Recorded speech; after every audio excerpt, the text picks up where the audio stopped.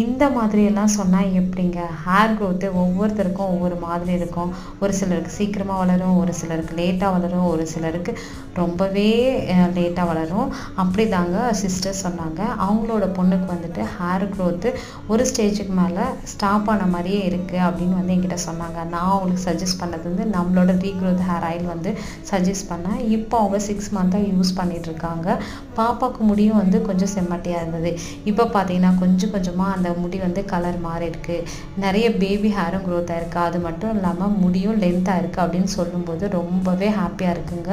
நம்ம இந்த herbal hair ஆயிலில் ஹெர்பல்ஸ் மட்டும் யூஸ் பண்ணுறோம். அதுவும் நம்ம கார்டனில் ஆர்கானிக்காக வளர்த்து எடுத்து அதிலேருந்து தாங்க ஆயிலே ப்ரிப்பேர் பண்ணுறோம். இதில் அவரி, கரிசலாங்கண்ணி, கேசவர்தினி, நீர் பிரம்மி, வல்லாரை அப்படின்ட்டு நிறைய மூலிகைகள் சேர்க்குறோம். உங்களுக்கும் நம்மளோட ரீக்ரோத் ஹேர் ஆயில் வேணும் அப்படின்னா வாட்ஸ்அப் DM பண்ணி ஆர்டர் ப்ளேஸ் பண்ணிக்கோங்க. தேங்க்யூ.